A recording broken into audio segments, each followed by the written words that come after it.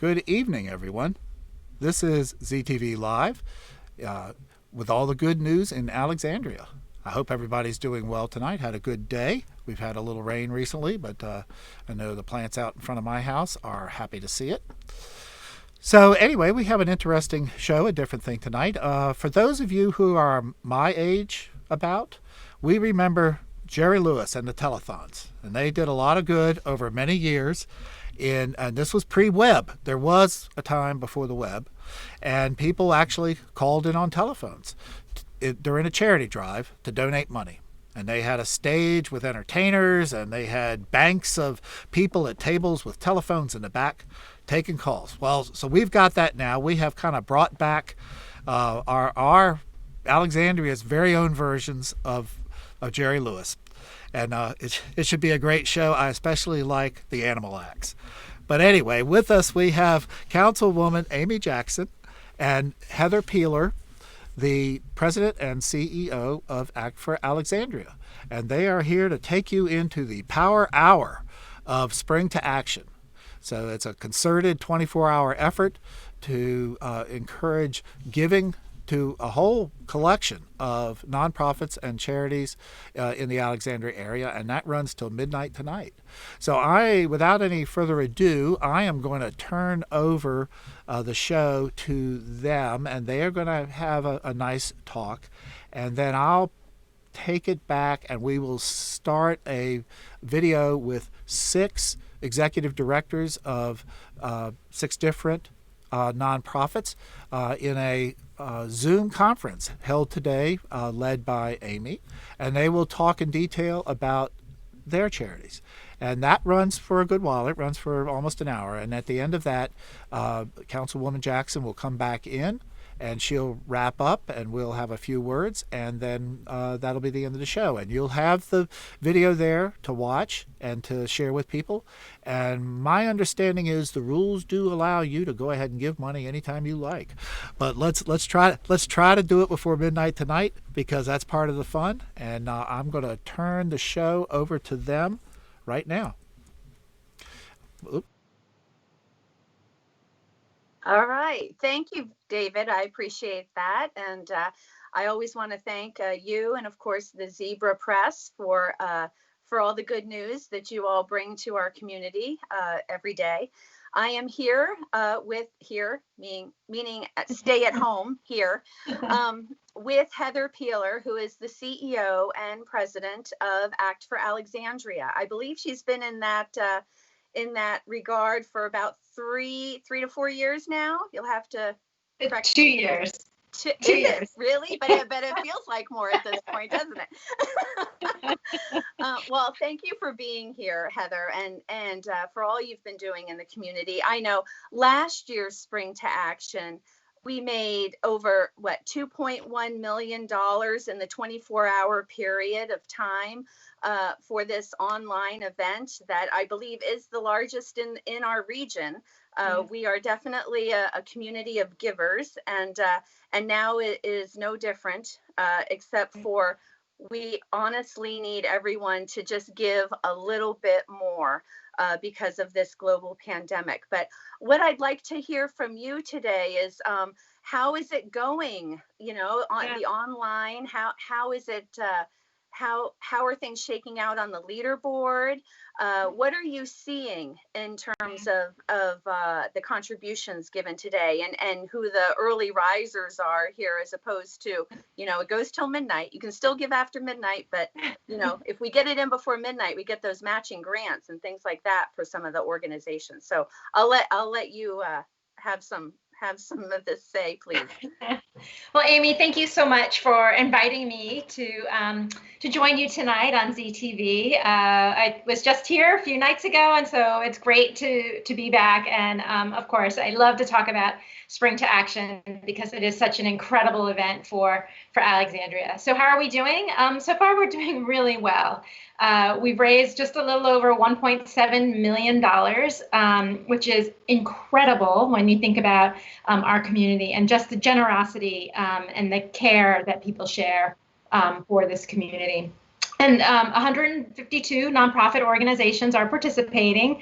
And as you mentioned, they run the gamut. It's a lot of the human service organizations like Carpenter Shelter and Alive, but also arts organizations like the Symphony and the Art League and Arts on the Horizon, the Harmonizers, and many animal welfare organizations like the Animal Welfare League, King Street Cats, the Wildlife Rescue, so just a variety of different organizations. So if you're passionate about a cause, I guarantee there's a nonprofit that's participating in Spring to Action that you can support.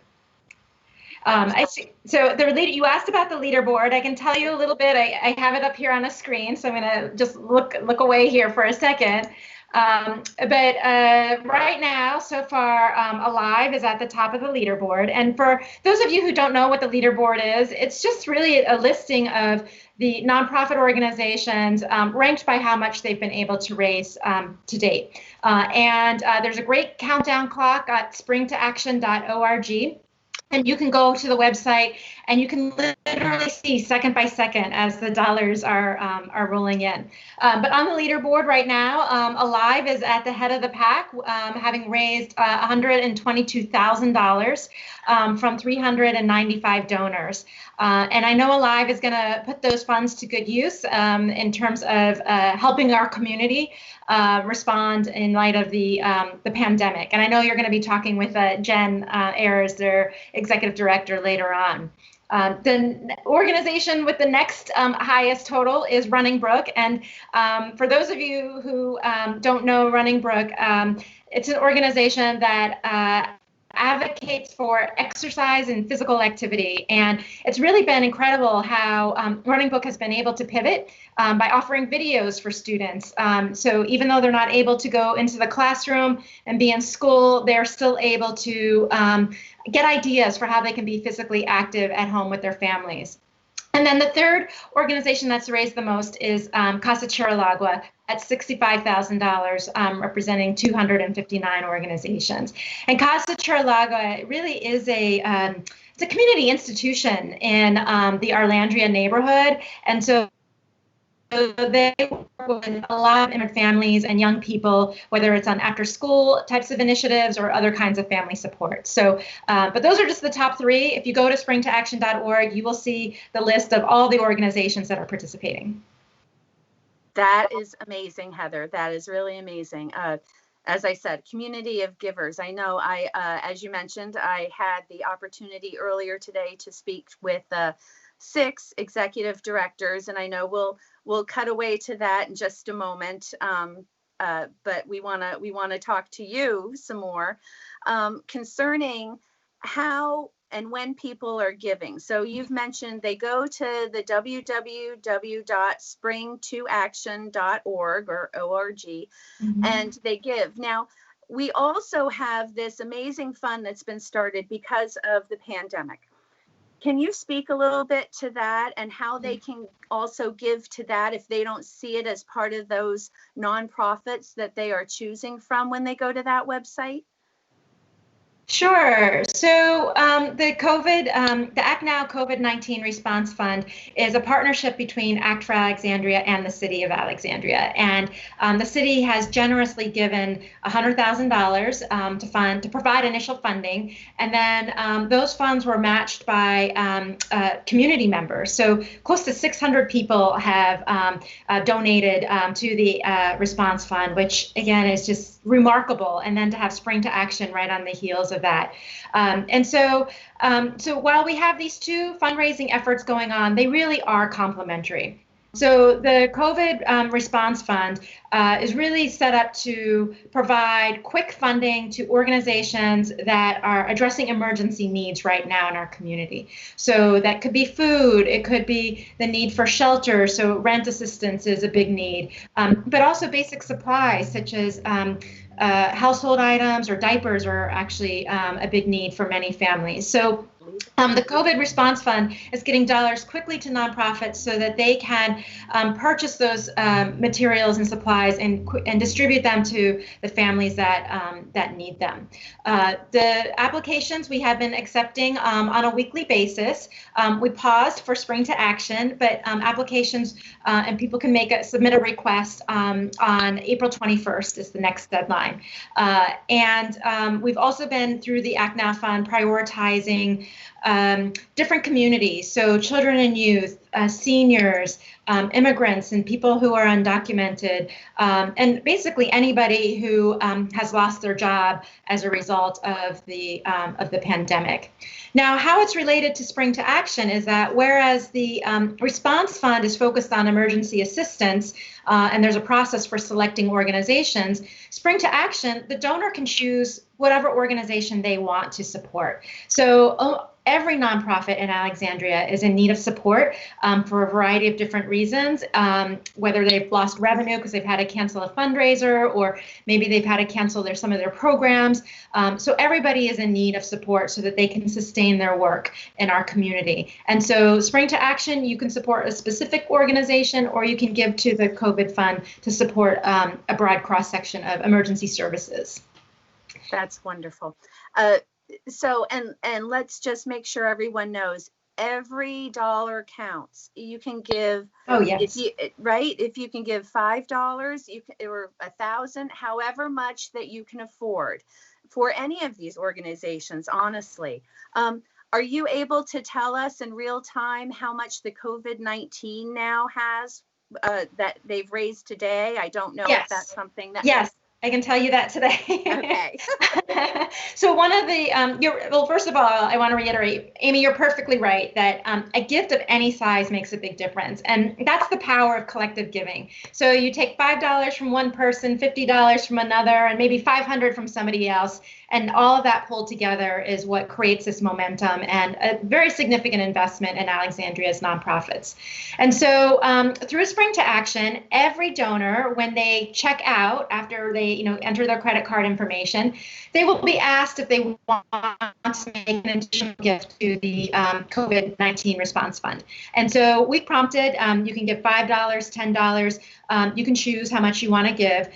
So far, we've raised over $50,000 today from 1,300 individuals have chosen to give an additional donation to that fund. So Alexandrians just continue to show their generosity, whether they're donating to the COVID Fund directly or donating directly to the nonprofit organization of their choice. Now, how long will this, and hopefully this pandemic will not last much longer, but of course nobody knows that timeline. How long will the monies that you are collecting, do you think, I mean, you're probably giving them to nonprofits, as you said, emergency preparedness, where people need things, where our organizations need things. So how do you see that money being dispersed evenly when we don't have a timeline per se of how this is going? So you will obviously continue to collect for this fund after today, right? Oh yes, yeah. Okay. Yes, we will continue to fundraise for the Act Now Fund as long as there's need in Alexandria in terms of how people are being impacted by the pandemic. So we paused accepting applications while we focus on fundraising. So we're fundraising through Spring to Action. We're also working with some other local foundations, and then we received an initial donation from Amazon of $200,000. And so we're letting them know how we're utilizing the donation that they've already made and that the need continues in Alexandria. So we're hopeful that we'll continue to raise some additional funds that will be re-granting to nonprofit organizations into May. What happens beyond that, we're not exactly sure. I'm optimistic that we will have resources to invest in the recovery from the pandemic. So organizations And community members will continue to have needs. We may not know the exact shape that those will take right now, but I think we can all say into, 6 months from now, 10 months from now, there will still be needs in our community. Absolutely, absolutely.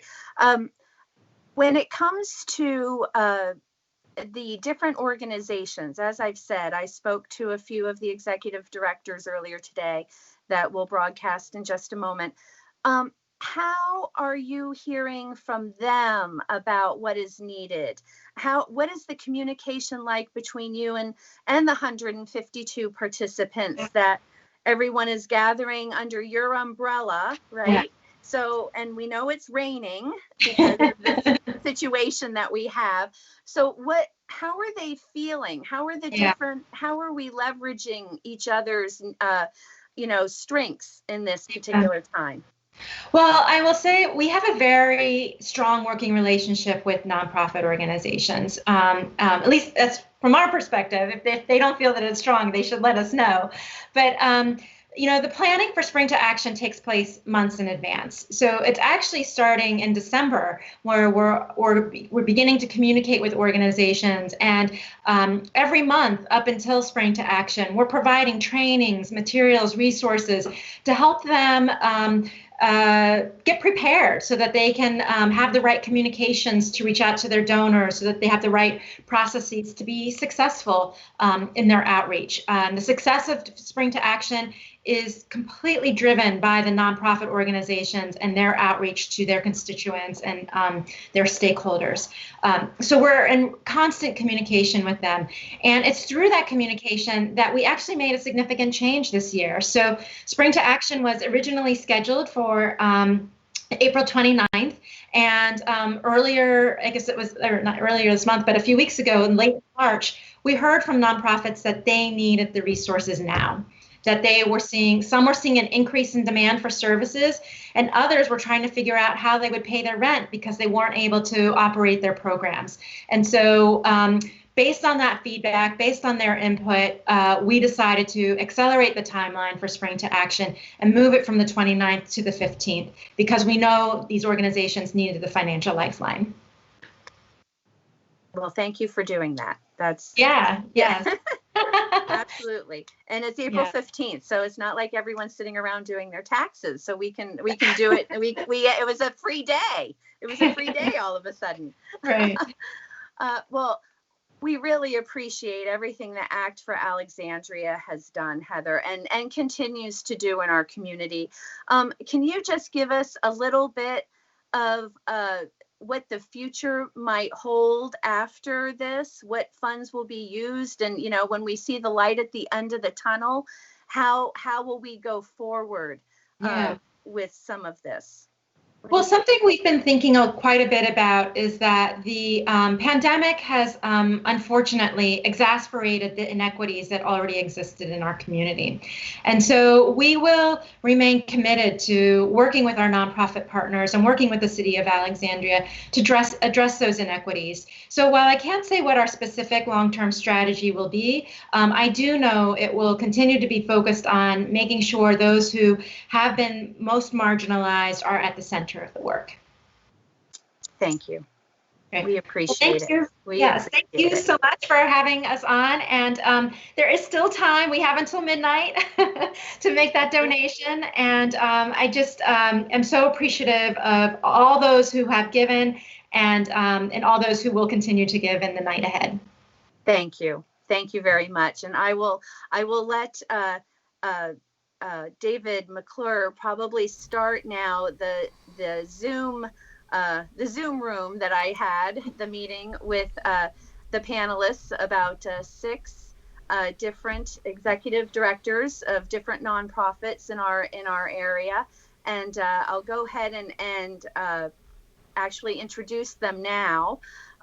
We had on the panel today, we had Crystal Fenwick, who is with the Fund for Alexandria's Child. We also had Brooke Curran with Running Brook, as Ms. Peeler mentioned earlier. We also had, of course, Jennifer Ayers with Alive, the head of the leaderboard right now. Alive is doing phenomenal things, as is Running Brook. I believe that the two are up there. We also had Mary Lee Anderson from our Senior Services of Alexandria talking about our Meals on Wheels program in the city, as well as Giselle, I'm going to, hopefully I say this right, Palis. She is with the Center for Alexandria's Children here in the city of Alexandria. And we also had, I feel like I'm missing, and of course, how could I forget Marion Brunken, who is with Volunteer Alexandria, and her outreach, of course, has been amazing concerning meals, grab and go meals for ACPS, as well as working with senior services and many other facets of emergency preparedness. I know they've also been working with the Citizen Corps Committee for the city of Alexandria. So the volunteer army has been strong, and I know will continue to be. So the six of those strong women empowerment, I feel like today, certainly had a lot to say earlier today about what they need for their nonprofits today for Spring2Action, what their ask is, and what they do moving forward when we're not in a pandemic. What other services do they provide that maybe right now they have had to suspend some particular services, as I know Heather Peeler was also saying under ACT, some things have had to roll back, applications have had to cease at the moment, be suspended. So this is hopefully where we go from here. But before we go right into that particular Zoom meeting, I just want to say one more time that you have until midnight to participate. Till midnight, and I usually am I know I was on there at 1 a.m. this morning just watching, right? I watched for a while, so I know I will be on there probably at 11:30 p.m. tonight going, okay, this is where I give out all my money, and I start competing with who needs what. But honestly, this is where you have until midnight. So please, if you have $5, $10, and if you don't, that's fine. Feel free to, as I even mentioned during this interview, you'll see, if you had gift cards from Subway or Taco Bell or Pizza Hut, so anything that you got for Christmas in your stocking, to IHOP, a lot of these organizations will take those food cards, those grocery cards, any clothing cards from, say, Target or Kohl's. If you have anything like that you have not used, that you feel that you can part with, they will accept them anytime. But today is the online donations part. So if you go to www.spring2action.org and find the 152 participating nonprofits, any amount, none is too small or too great. They will accept anything, because we are a community that gathers and gives together. So again, Heather, thank you so much for being with us at the early part of this. And I will let David McClure now with the Zebra take over and air that episode. Okay, well, thank you. Thank you for both. Thank you to both of you for being on, and thank you. It's nice to see you again, Heather. And it wasn't that long ago that we saw Councilwoman Jackson. So it's good to see you again. And I'll say before we start the video, I think of course the whole city and all the people that give deserve a shout out, for giving, and of course the organizations themselves for all the work they do. But I have to say, you two deserve a shout out for keeping on top of all of this. I'm just trying to keep this stuff halfway organized, and I'm just amazed at what the two of you are able to do, pulling all of this together for Spring2Action. So, thank you. Job well done. So anyway, we're going to go ahead in a moment here and start the video. It'll take, I'll try to start it after all the lead in, and then it'll run for about 50 minutes, and there is, as Councilwoman Jackson was laying out, there's six. She speaks with six directors in order: Crystal Fenwick, Jennifer of Fund for Alexandria, Jennifer Ayers of Alive, Marion Brunken of Volunteer America, Mary Lee Anderson, who was also on this show several weeks ago, of the Senior Services of Alexandria, Giselle Pelaez, Center for Alexandria's Children, and Brooke Curran of Running Brook. So anyway, thank you two again, and I will start the video, and then near the end, Councilwoman Jackson, come back, and we'll have a little wrap up, and then let everybody go find their paycheck. I mean their PayPal accounts. Go on the website, and as I suggested to one of our very enthusiastic viewers, search around in that sofa, find under those cushions, find that last little bit of money, and make a donation. Okay, everybody, let's move on to the video now. Thank you. Okay.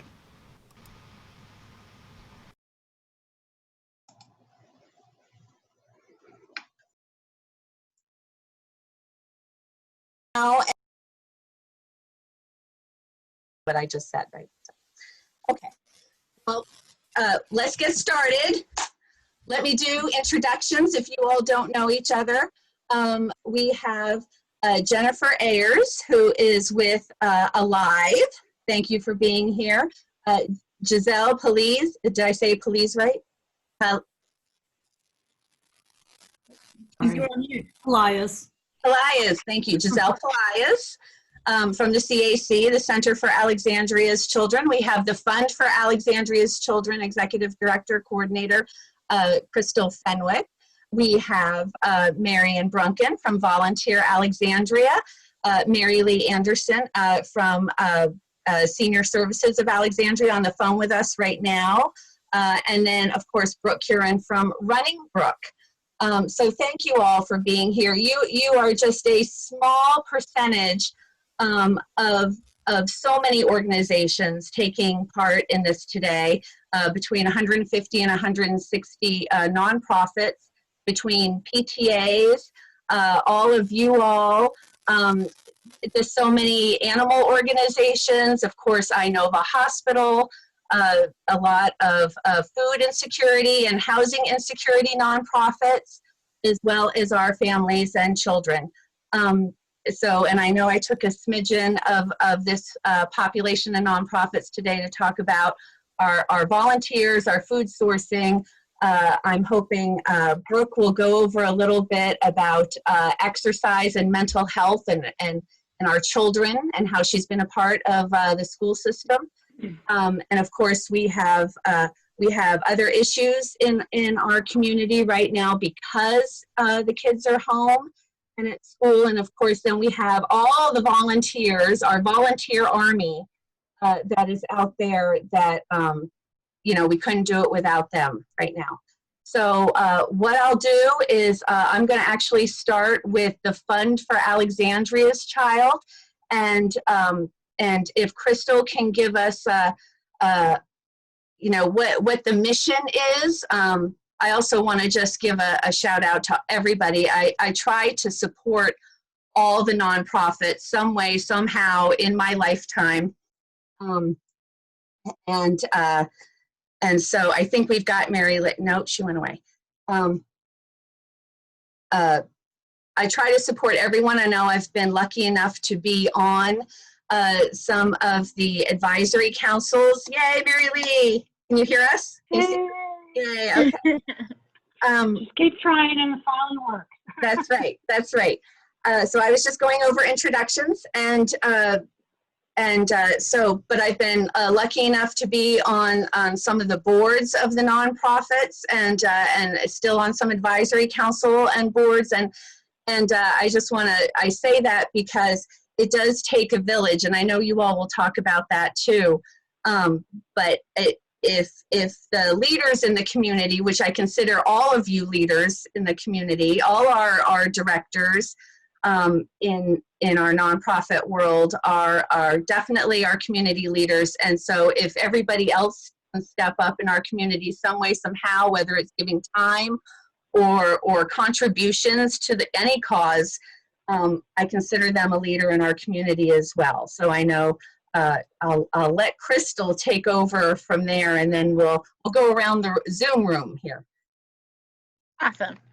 Okay, hopefully everybody can hear me okay. Like Amy said, I am Crystal Fenwick. I'm the coordinator for the Fund for Alexandria's Child, which is a charitable fund housed within the local Department of Social Services here in Alexandria. So typically our mission is really focused on making sure that children in foster care and children that are receiving child welfare services are able to participate in extracurricular activities, that they're able to do all the things that their peers are doing despite their family circumstance or finances getting in the way. We want to make sure that there's no barrier to them having those normal childhood experiences. But right now, there's nothing normal about what's going on. So we're really going back to basics, and we're kind of focusing on beds, making sure that kids in Alexandria have a safe place to sleep at night. We want to make sure that our teenagers and young adults who are on their way of aging out of the foster care system, that they're able to have food, because perhaps their hours have been cut at their local retail job. Maybe that they were in school away and that's where they were staying and their housing was secure that way, and now they're back home because their university has closed and now they need assistance with housing. So right now we're really focusing kind of on basic needs, but we still want to make sure that once this pandemic is over and that things are able to get back to normal, that our kids are still able to participate in those extracurricular activities and all the things that the fund has been able to say yes for in the past. As a result of this, and like so many other organizations, we had to postpone our annual fundraiser, which provides 60% of our annual budget. So right now, we are kind of limited when it comes to approving fund requests, and we still want to make sure that we're able to provide for the children and families. So we're really counting on the support of Alexandria. Oh, that's the phone ringing. I'm sorry. The support of our Alexandria community to really step up and support us today. So in terms of contributions, and all of you can of course say something to this. Is it just money? If people are willing to, I know right now Spring2Action, donate if you can donate money, but will you take other forms of gifts, gift cards, Yes. cards, Yes. cards, anything like that? What are you all accepting in terms of, if you have a gift card lying around, maybe a Christmas gift that you may not have funds right now because of course times are tight and people are nervous, but they also want to contribute. So what else can they contribute to you and to any of the nonprofits, do you think? So for us, we're definitely accepting gift cards. Grocery gift cards are very helpful. We've had a group fortunate enough to produce some food baskets for us that we were able to give out to some families in need. So if you happen to be on a grocery store run and can pick up some extra peanut butter jelly bread, then we could give that to family to make sandwiches. So gift cards, we've had families ask for assistance with cleaning supplies, which I know everyone right now is trying to find Clorox wipes, so we haven't been able to put our hands on any. But if you are lucky enough to come across some and you're able to grab more than one, perhaps you'd be willing to make a donation to us that we could give to a family in need. Other things such as, that's kind of it. I would say that would be our priority right now. Gift cards for groceries, non-perishable food items, diapers, wipes for the little ones, as well as, yeah, that's it. Okay, thank you. Jennifer, why don't you, Crystal was talking about the food and how we can promote, get more, I see, looking at the leaderboard, not to, toot anybody's horn here, but I think you've done a great job so far. And I know you'll continue to, because you are certainly the food source nonprofit today. So, thank you. Yes. Yeah, I think the support has been largely in response to the need for food in our community, and one that we think will continue to increase certainly in the next few months as paychecks stop coming. So many of you probably know Alive already provides shelf-stable food on an ongoing basis on a regular month, before COVID, we serve about 13,000 people a month. And we've seen that number triple in the last month. So we've certainly seen the increased need for food and are working through the city, under the city's leadership, to try to get more shelf-stable food to people in need. So always happy to talk to other people who need. I hear Crystal saying, hey, we need some shelf-stable food. So I want to make sure we're connecting on that. But we've had to really change our operations substantially because we are volunteer-based. We've been working with Marion to figure out how do we distribute food in a social distancing environment. So we've had to move our operations from our smaller warehouse to a larger space in the city's old Dash bus barn, where we have volunteers now standing 10 feet apart and managing big pallets of food. So that's a different way to sort and pack food. And we're pre-bagging that food and delivering it directly from trucks to trunks in mass distribution. And we've done 2 of those and plan to do a whole lot more of them. And we're also delivering directly to nonprofits that have trusted relationships with their community so that they can hand them out to people on a one-on-one basis. So we're not exposing as many people to that virus. So we're happy to keep those relationships going and think about creative ways to get the food out to people. But that's not the only thing we do. We also provide rental assistance and emergency financial support. And we're seeing those numbers and those calls significantly increase. And this was the first month we've had to actually say no to people. And we work with another coalition of people that provide emergency assistance. So those, those calls for emergency rent, we expect to continue to increase. On a good day, before COVID-19, we also provide furniture and housewares to people coming out of shelter. And those programs we've had to close for obvious reasons. We don't want people going into homes to pick up donations or entering someone's home to drop off donations. So those 2 programs are closed. We really want people to hang on to their donations a little while longer, because when the shelter in place orders are over, we intend to reopen those programs as fast as we can, because the calls haven't stopped coming. People still need beds, and they still need mattresses, and they still need couches and dinettes. And we know people still have those things to donate. And I know it's frustrating because people are home and they want to clean out, but don't throw them in the trash. And we want people to hang on to them. So as soon as those shelters in place are over, we can send a crew safely to go get them. And we also, a lot of people don't know this, but we have a child development center. So we provide early childhood education to 3 to 5-year-olds. And they are not able to come to school right now. And we offer education on a sliding fee scale. So those children are home with their families right now, and we think that's the safest place for them to be, but we really miss having them in our office. So I was at the office this morning for a while, and it's quiet because they're not downstairs right now, and they're not getting that head start that we want them to have, and they're home with families that really need their jobs too. So we're just hoping we can open up our preschool again. We are not having our big fundraiser, Step Alive, which many of you know is a walkathon, annual walkathon, was scheduled for May 17th. So I'm hoping we can make that up. We're doing pretty well with Spring2Action, but that's a significant revenue source for us, like many others. So we are depending on those donations. Normally we take donations of food. We're not doing that right now, and that's hard for us. But we can purchase food at much lower cost. So for what you can get at the grocery store, we can buy about 6 times as much for the same dollar. So we're able to feed quite a lot of people with the same dollar. So that's where we're putting all of our effort and all of our funding. And we're trying to get really nutritious food out the best that we can.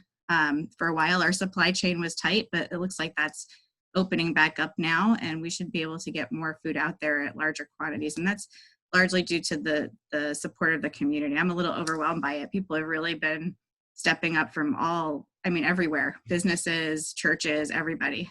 So we're just really excited about it. Yeah, you're doing an amazing job. I mean, all of you are, but can you talk a little bit, Jennifer, just a question about the numbers that you're seeing come through in terms of how many people?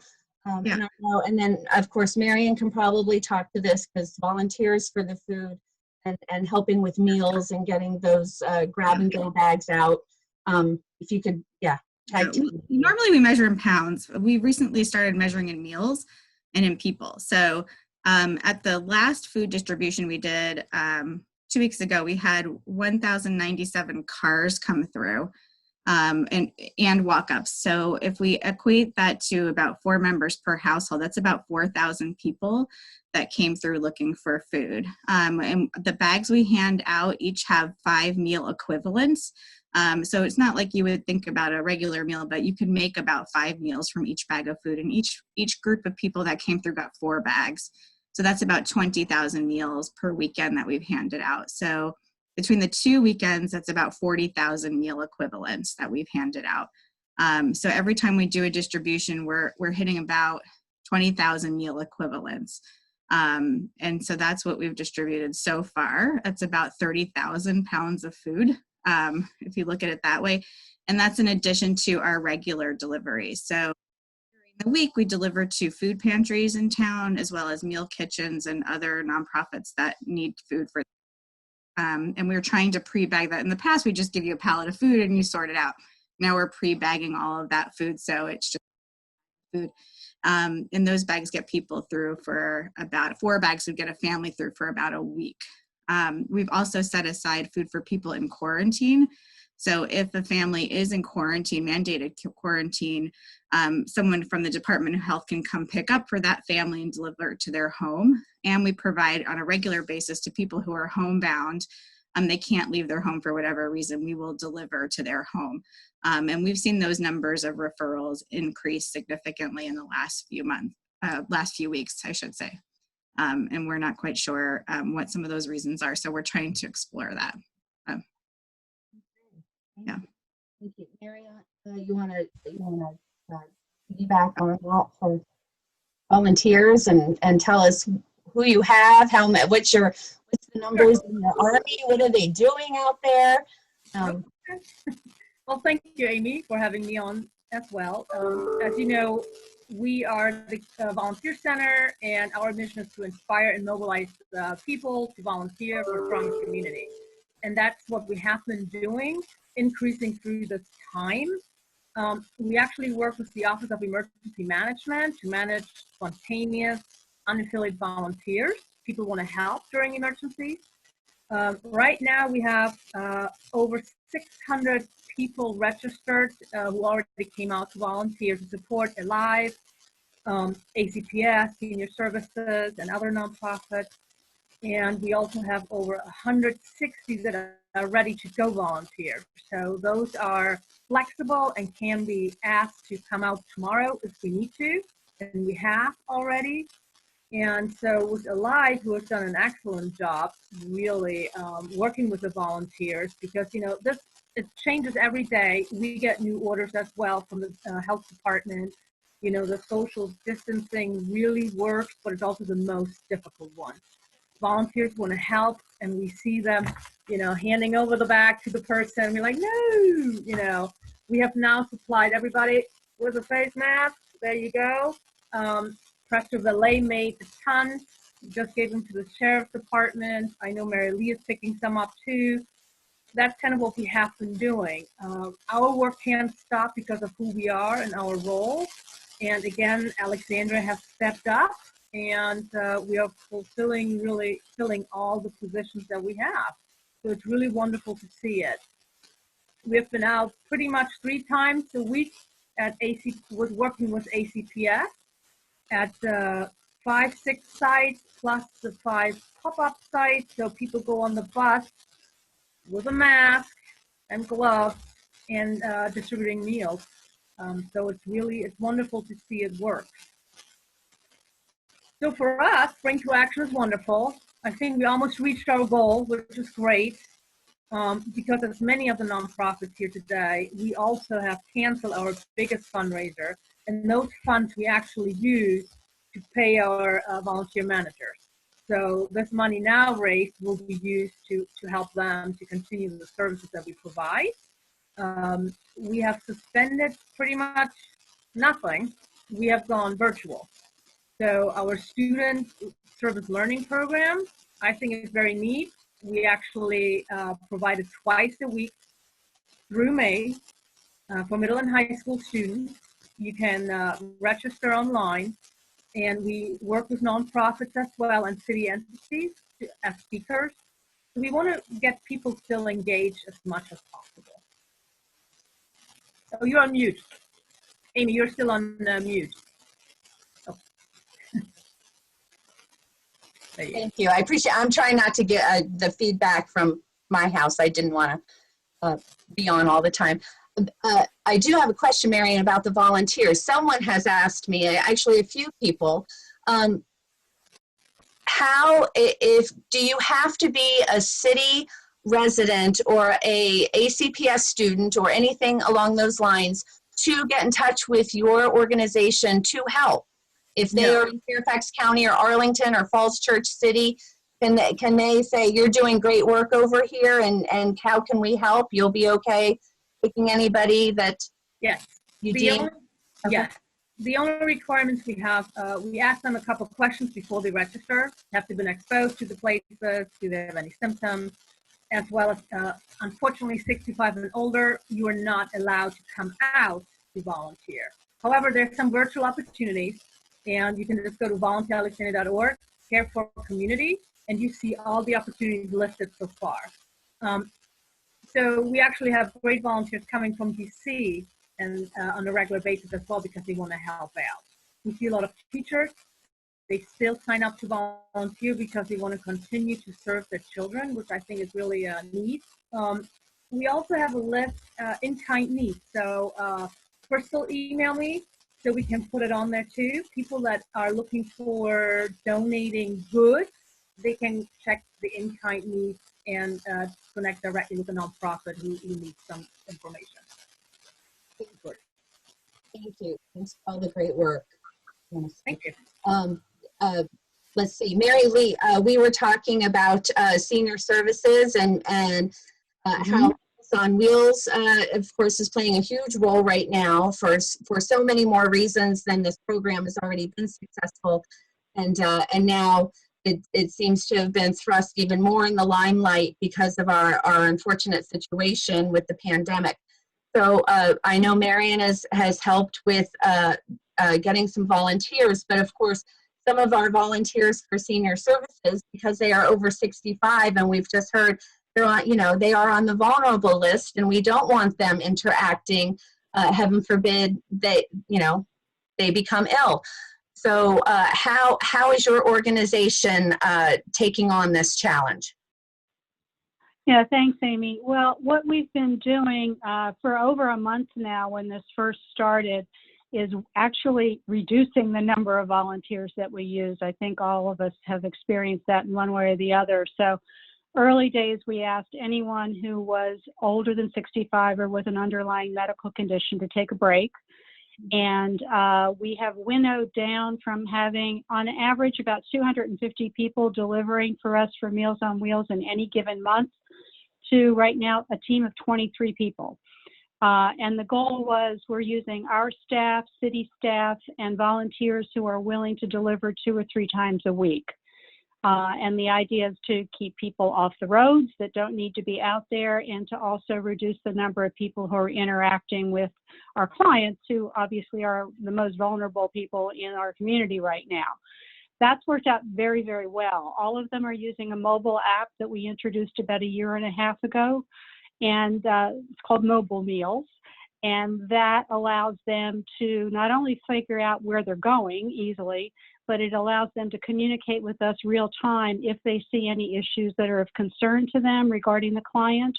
So if somebody isn't feeling well, or they're not answering their door, they're feeling lonely, whatever the situation is, they can put that right into the app. It's monitored by the program director and reported back to either the city social worker team or to the individual's emergency contact, whatever is the most appropriate. So we really are more than ever the eyes and ears for the community on that population.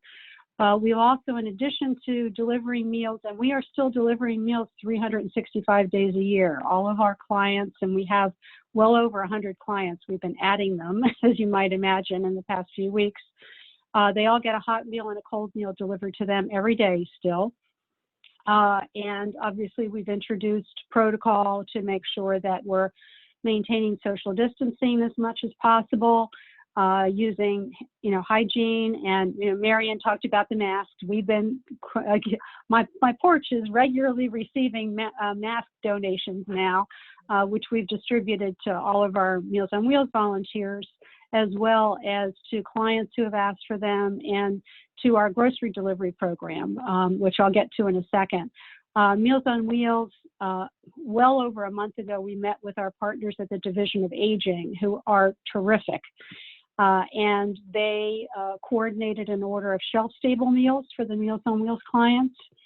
So about 2 weeks ago, we started distributing those, and now all of our Meals on Wheels clients have 2 weeks worth of shelf-stable meals in their homes, so that if something should change and we're not able to deliver for whatever reason, they have that food as backup for that circumstance. But so far, we they don't need to use it. We're hoping that they're saving it and not cutting into it before they should. So our Meals on Wheels clients, we feel very positive about the way we've been able to respond to that. And what we did early days was, as people were coming to us through Volunteer Alexandria or directly saying, we really want to help deliver meals, we started pointing them towards our grocery delivery program. We've been operating that program for over 5 years. And what we did with that program is changed completely the way it works. We used to shop as a group at Giant on Duke Street every week. 25, 30 volunteers would shop and then take the groceries out. We would pay for everything up front and then be reimbursed by the client with a credit card or with their SNAP benefits. We are a registered SNAP retailer as well. Obviously, we had to change that. And so with the help of Giant, we have matched individual volunteers with a senior, and they're basically partnered up for the duration. The volunteer calls their senior every 2 weeks, takes the order over the phone. They shop at Giant when it works best for them and for their senior. And then we have prepaid a lot of money to Giant, which I keep updating regularly, so that when our volunteers go in there, they identify themselves with customer service. They get a gift card that's been prepaid by us. They do the shopping and then deliver those groceries on a one-on-one basis. We are adding clients all the time to that, and adding volunteers all the time to that. So that's really where we've been pointing a lot of our volunteers. We also continue to operate the Dot Pair Transit program.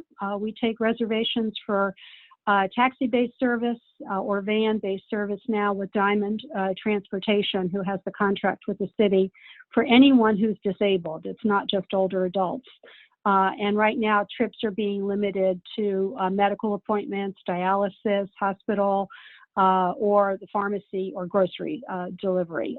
So we've cut down on the number of trips, and remotely, we're both remotely staffing, and I have one person who's in our office to just staff that program. So that's also working very well. People still need to get to those vital appointments, and we're making sure that happens. We've started our Friendly Visitor program on a virtual basis. Of course, we had to cancel those weekly in-person visits right away, but our Friendly Visitors are meeting with their clients over the phone and keeping in contact with them. And we're actually expanding that now to connect up some of those Meals on Wheels volunteers who are older and can't volunteer with us right now. We've asked them if they'd like to be a virtual Friendly Visitor and that's worked out very well.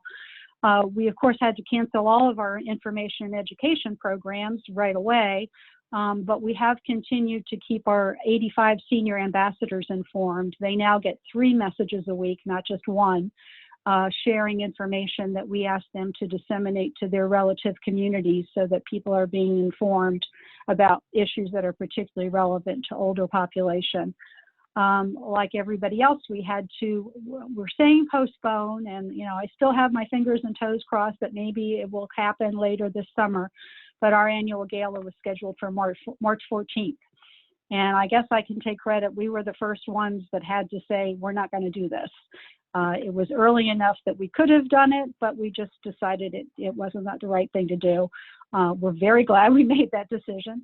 And but obviously it's a huge source of income for us, and one that we're hoping that Spring2Action will help us with. And actually ACT has been so proactive in getting money out to the community. And with the COVID-19 fund, it's just been a godsend for an organization like ours that is trying to keep those vital services operating.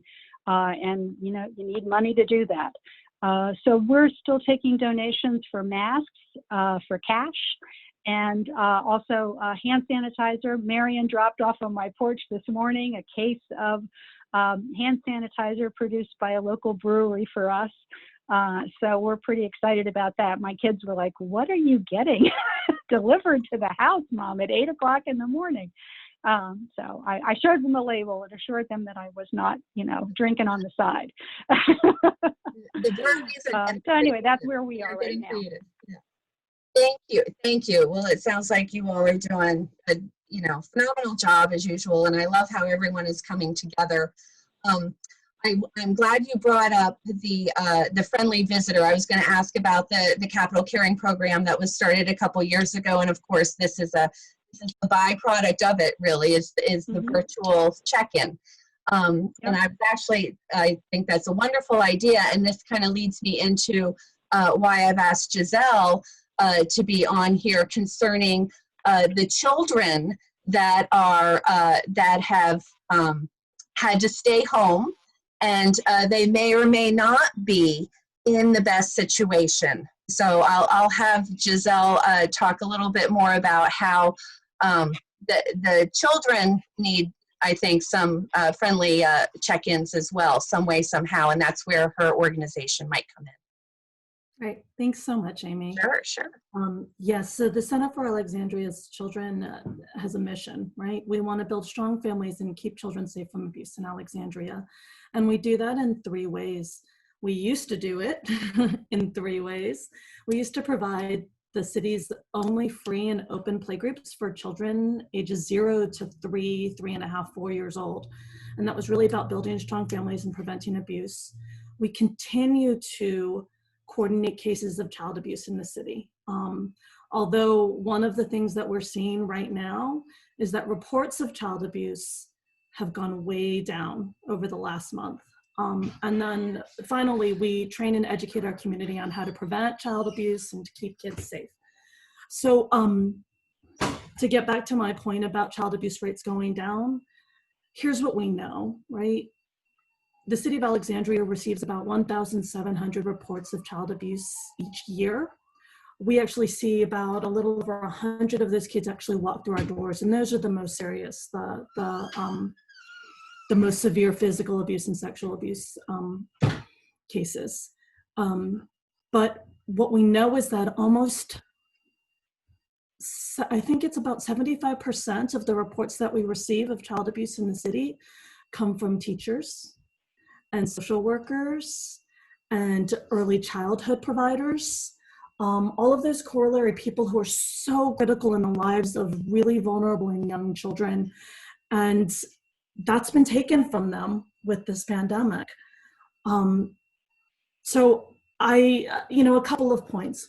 Number one, with this Spring2Action campaign, we have been all about figuring out how we connect, despite the physical distancing that we've been mandated to be under, despite all of the social isolation that we're feeling.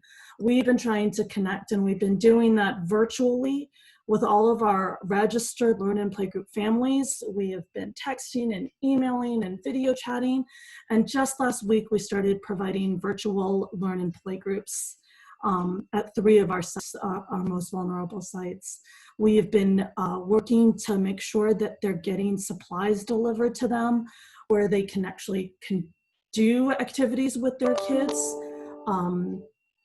We've been working with our partners as well in the City of Alexandria's Department of Community and Human Services with their child welfare team, with their domestic violence and sexual assault team, with SCAN of Northern Virginia, with Healthy Families, which is a program of the Northern Virginia Family Services.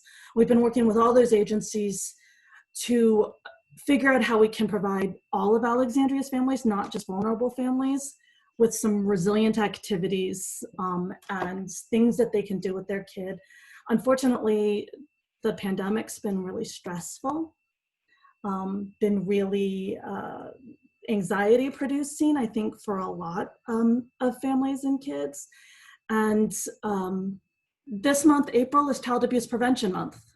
And there are ways that we can combat that. And it is about connecting with each other. And I loved hearing about my colleagues on this panel and all of the ways that they've been connecting and people in the city have been stepping up. And we've been really focused on connections, right? So all of the virtual ways that we've been doing that have been critical and a lifeline, I think, for our families.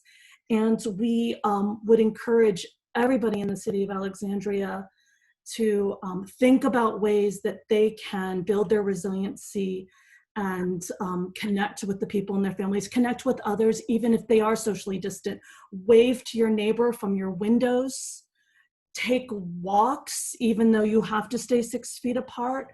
Breathe. It's a great segue for Brooke, because she's the expert on those issues. But really,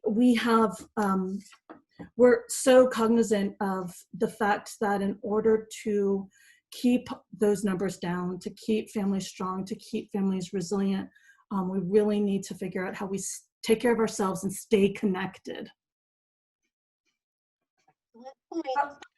All excellent. You were right here with me and the segue into Brooke. I could see it coming. No, thank you all. Thank you for all your hard work. I know the kids are, you know, it is stressful in a household, you know, with me having little ones. I mean, you know, there's a reason I wasn't a stay-at-home mom. And right now is about the reason. I love them dearly, but you know, they are just as sick of me and think I'm the meanest teacher they've ever had at this point, because we are having to homeschool. And it is for the teacher and me, you know, this is what I've been telling a lot of people is I'm definitely the high school teacher, and this also proves it. But they will be leaps and bounds, hopefully, ahead of their teachers and their curriculum when eventually, whenever it is, we do get back to school. But in the meantime, I appreciate everything that you were saying, Giselle, and I know that we're all in it together for the health and safety of our kids, of our families, and not just physical health, but also mental health. And of course, I've always felt that those two things go together. I've always, you can always tell my mood if I haven't gotten the sunshine, fresh air, exercise. And I mean, and that's just my entire life growing up. My mother always felt that I needed a balanced lifestyle. So I would, you know, have my studies in school, but also I would be on the sports teams. You know, she was not taking no for an answer. I would be socially involved. I would be physically engaged. And it does, I believe, help the mental production part of being creative at that point. So I'm going to lead this into Brooke and why I've asked her to join this panel. She's probably wondering where this was going. But because I know she is a huge partner with ACPS and in our community concerning our children's physical health and well-being, as well as pairing it with the mental. And I will now hand this over to her to have her talk a little bit about the mental health of now the children and the families at home and what we can do to keep moving. Well, you know, thank you, Amy, for gathering everyone together, and hello to everyone out there viewing us right now. You know, it really does take a team for our city, and to be among this esteemed group means a lot to us. You're right. It's proven science that the more active you are, the happier you feel. The better health you have, and then also the better you're able to focus and get to your schoolwork, because the more the blood is flowing, the more you can retain and understand and get. I mean, how many times when you're stuck with something, you know, you can't get through it, and you get up from your desk or you go take that walk, and then you're like, oh, right, that's exactly what we're doing. So a little bit about Running Brook. We're 10 years old now. We're all about getting kids physically active. We have been working with ACPS for years and developing a strong relationship across all of the schools. Typically, we do it by the Bikes in Schools program, the stationary bikes, by sensory hallways, by teacher trainings. How do you get your kids physically active in a tight classroom with no extra equipment, and why do I need to do this, and what good will it do? All of that. Providing these challenges and toolkits and grants, because it really is so easy to incorporate small bursts of movement that really will have dynamic benefits to everyone. So obviously with COVID-19, we directly pivoted because we're no longer in schools. And where we had focused for years working with teachers and working with classrooms to teach content and incorporate physical activity into that, we pivoted directly to the new classrooms, which are living rooms across our city. And it's not easy to be at home with your kids 24/7 and then have to somehow make sure that they're on task, they're focused, they're doing their work they should be doing. And who's that math teacher? I mean, that's been my, I guess, only little benefit, is that my kids are like out of the house and I don't have to do that. So it's been fantastic to really focus on really how can we get our content and materials out across the city and teaching parents, for lack of better words. And so with that, our team has shifted into high gear with that, because obviously, simply put, we know that movement-based activities integrated, sprinkled through the day, help kids, help us all feel better, learn better, and do better. And now, because of this quarantine and we're all inside, it's how do parents quickly, do these quick bursts of physical activities. And so what we did was, instead of our Move to Learn program at schools, it's called Move to Learn at Home. And so it's newly implemented. It's that quick pivot. It's a growing program that really offers a full menu of movement-based activities. It burns off that extra energy, increases that focus, and really primes us all for a better day and for learning. In the last 10 to 15 days, we've shipped at no cost to ACPS families across our city, and it makes my heart sing when I get requests in languages that I don't know. I have to go to Google Translate or go to my team of, who can translate the Spanish, Amharic or Arabic for me, to make sure that families really do have these toolkits. And when I mean a toolkit, what does that mean? Well, that's a fitness cube. It's a wall clock poster with fitness ideas. That's a gentle reminder about what we can be doing, as well as kind of why we should be doing it. And then just the easy how-tos of how to incorporate it. In addition, we're creating daily videos.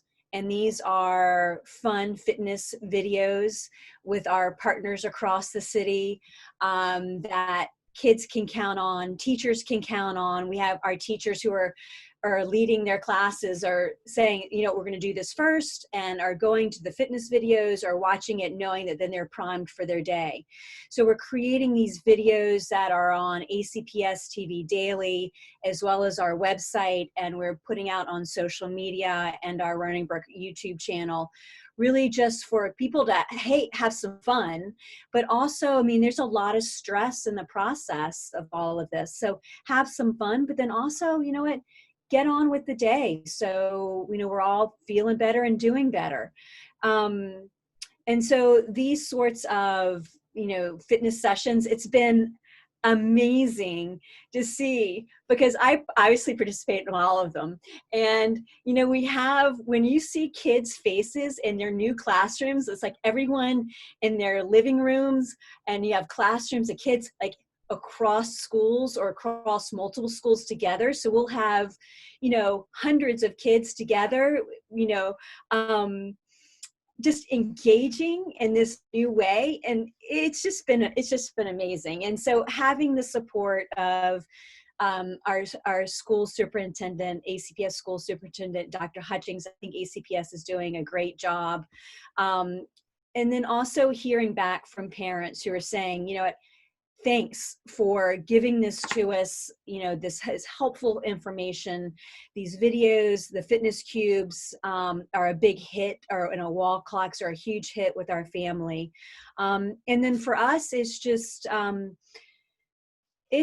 super to be on the ground, being able to make dynamic changes that fully support so many of our families. We get more requests than we can fund. You know, we have more requests for these toolkits than we can do. That's why Spring2Action is so important for us. You know, these daily videos, when you kind of string it on a week, you know, that's about $1,500 that it takes us to do that. And our funds are depleting. So that's what Spring2Action is doing for us. And then when kids get back in school, you know, it's going to be the ability to make sure that we can do more of these stationary bikes across all the schools. And a little secret that I'm putting out, you know what, maybe we should be doing it as well for the office spaces for ACPS staff, right? Thank you, Giselle, for liking that idea, because this is a movement revolution, and we all need to be moving. And to be able to be doing this has been the lemonade out of lemons on all of this. It's trying, it's exciting, it's tiring, but this stuff makes a difference. And so that's why we're so excited to be part of, you know, this team today, and the team across the city doing what's best and what's right and what's needed for our community. So that's what we've been doing. Oh, you're on mute. Can I get a quick, let's do a quick lightning round of, like, you know, 10, 20 seconds each. What do you need from Spring2Action? What is it? What is the, Mary Lee, sorry. Tell the community what you need. Do the ask. Because they've all heard how amazing everybody is, right? All the organizations are doing their thing. They are all working hard for the community. And so what is that ask today during Spring2Action, during Power Hour? Giselle. We need to make sure that we're here in the long run. These kids are going to be coming back to school and telling their stories about what happened to them during isolation. We need to make sure that we're there to listen. So donate to the Center for Alexandria's Children, donate big. And to everybody here.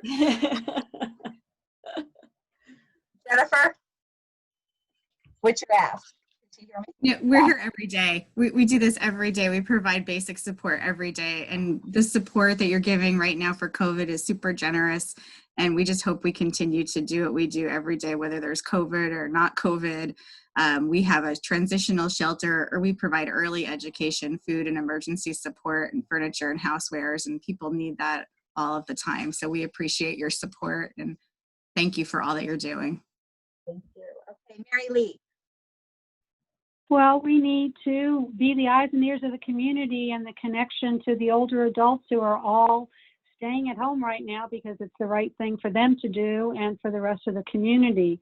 And we can only do that with the help of funds so that we can continue to keep our staff and make sure that we're out there delivering every single day and keeping an eye out for them so that we know that they're healthy and that when it's time, they can all come out and enjoy our speaker series programs again when we can all be together. So we need support, financial support for our immediate needs that are critical and for the long term so that we're there to provide that sense of community and connection when things get back to the way we want them to be. Thank you. Crystal? You're on mute. Sorry about that. Support our emergency bed fund. We are fulfilling requests for pack and plays. You might be helping a child that's currently sleeping on a couch, a kid that's currently sleeping on the floor. All kids deserve a safe place to sleep. So please support our emergency bed fund today. Help us reach our goal. Thank you. Okay, Brooke? So any donation, large or small, makes a huge difference to the kids of Running Brook across our city. And we have rolling matching donations today.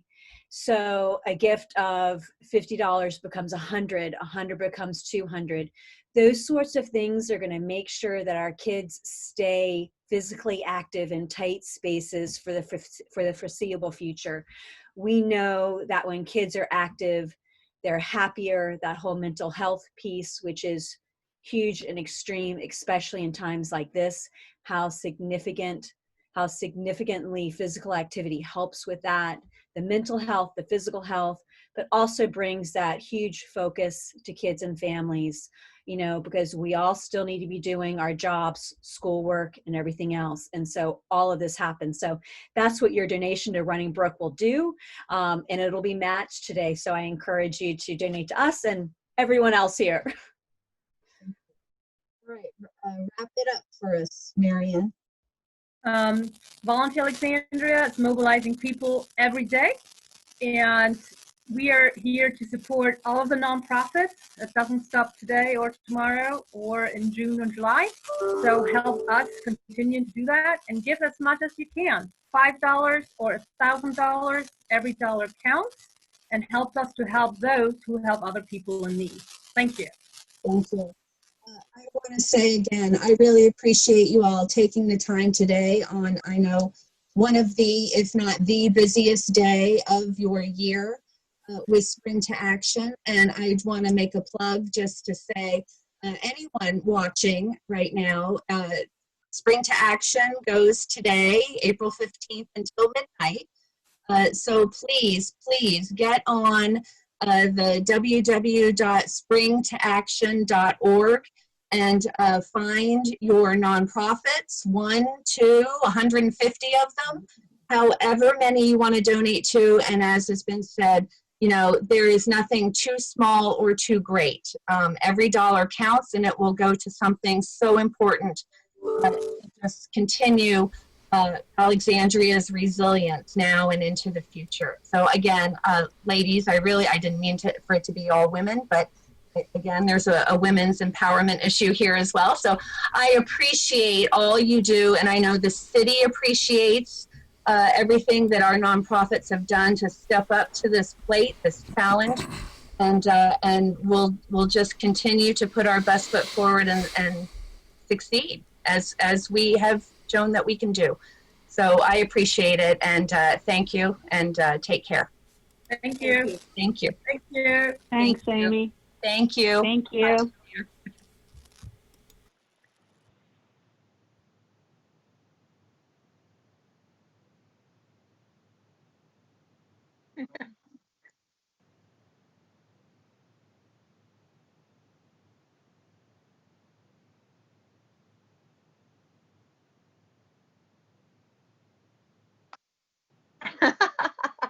Yes, that is some alliteration. Thank you. Have you? Yeah. For about an hour. No, I really appreciated hanging out with them, honestly, for an hour today, and talking about their missions and how they've adjusted their goals this particular year. Everything has been virtual because of the hashtag stay at home. So everyone has been wondering, how do we get the word out? We still need the money. We still need to be able to have that money to give to the community, especially the most vulnerable. And of course, now more than ever with this this situation, this pandemic, and we don't know how long it will go. We're flattening the curve, but again, we don't know what that light is, when that light is at the end of the tunnel. So this was a great discussion today concerning what normally happens under their nonprofit organizational umbrellas, but then what they've had to suspend in order to really focus in on what the community needs right now. And again, they've done a phenomenal job and will continue to be. I feel like they were ahead of the curve when, as soon as they heard that, our community really needed certain things, hand sanitizer, toilet paper, food, housing expenses.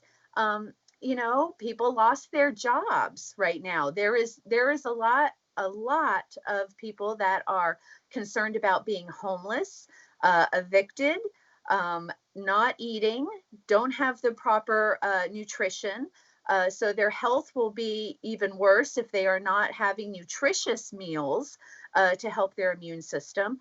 I mean, a lot of this goes back to our wonderful nonprofits and Act for Alexandria, the major organization that houses all these nonprofits under their umbrella. And just Act for Alexandria, then, of course, having COVID-19 fund started up, ready, accepting donations still as we speak. They're up to about 50,000 today alone that you can give. Just $1, $5, any little bit helps, because cumulatively it will be so much to somebody that doesn't have anything right now. So I again just want to thank the 6 executive directors that did join me today, and all of our nonprofits. I know we have about 152, 153 participating today. I want to thank all the donors. We're up to almost, I think it was 7,250 donors. We're right on that cusp. And they are shooting for Act for Alexandria's personal goal today was trying to get 10,000 donors. So we're almost there with almost about 3.5 hours to go. Spring2Action ends at midnight tonight. You can absolutely donate after midnight. No one will turn away any money or any donations or contributions you want to make to any nonprofit organization. But remember, nonprofits are not just the 6 that I put up either. I want to make that perfectly clear that we have a lot of nonprofits that give to our community on a regular basis. So whether you're a volunteer and you're giving your time with Volunteer Alexandria or a volunteer in any of our nonprofits, feel free to continue that. As long as you are not, of course, in a vulnerable category, unfortunately, right now, but they will find a place for you if you cannot be out in the public right now for fear of illness. But remember, we have PTAs, they are nonprofits. We have sports organizations and associations. We have education associations that need your help. Just because the kids are not in school does not mean that the kids are not getting funded in some way, shape, or form, whether it's pre-K services or scholarship services. So we still need that for our children. We need, of course, Kiwanis and Rotary, our traditional service organizations or nonprofits. We have, of course, first responders that are nonprofits. Inova Alexandria Hospital is a nonprofit. We have Alexandria Police Foundation. We have, of course, all the arts and music. They have a lot of nonprofits dedicated to their missions. So this is where, our children, our families, our food and housing insecurities, we have a lot of different options. If you want to go on to www.spring2action.org before midnight and contribute, your money could be part of the sum needed for the matching sums that nonprofit organization may still be up for during certain. There are still 2, I believe, 1 more power hour left. So that also helps. So please go onto the website, www.spring2action.org. Find your 1 or your 10 or your 152 nonprofits, 153 nonprofits, and then give what you can, because in the end, it will all come back to all of us. It does take a village in this regard as well. So I appreciate the time the Zebra has given to Act for Alexandria and all the nonprofits, and I appreciate being invited to participate in this panel and in this event tonight with Heather Peeler, the Act for Alexandria CEO and president.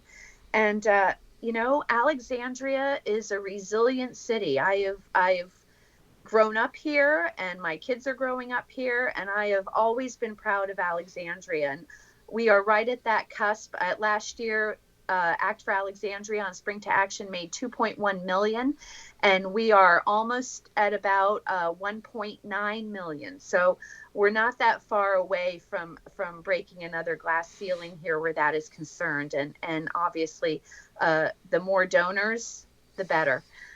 So again, David, I will hand this back to you, but I appreciate the time, and I appreciate the Alexandria community for all chipping in, especially when we need it most. And we will get through this. We are tough. We are resilient, and I am so proud. Thank you. Yes, we will. And really, I think it's an equivalent, if not a higher, giving rate, given that so many people are impacted economically by what's going on. So it's that much more difficult for them to actually give, and nonetheless, there they are. It's just about a match with last year. So I think it's something to be proud of. And I think it's I've said this before, that though nobody wants the students to have their educations disrupted, I think they're learning some really big lessons in this whole thing from a lot of directions. But to pick up on your thought, what they're learning is it really does start at the ground level, and that's what democracy is about, and that's what self-reliance is about. You don't do it by yourself, but you do look to yourself to contribute to the community. So I think that's a very important lesson for everybody to take away from this. Yeah. So anyway, thank you for all the work that you've put into this. And I'm not sure my alliteration got through, that my mic might have been muted going out to Facebook. So say thank you to the 7 Samurai Civic Sisters. All right, you have a good evening. And that's our English lesson for today. And that's your English lesson, and a film history lesson, right? Lesson for the That's it. That's it. All righty. All right. You have a great evening, and everybody get out there. You've still got a couple of hours, and let's ring that bell. Okay. Thank you. So everybody remember, be the good news in someone's life.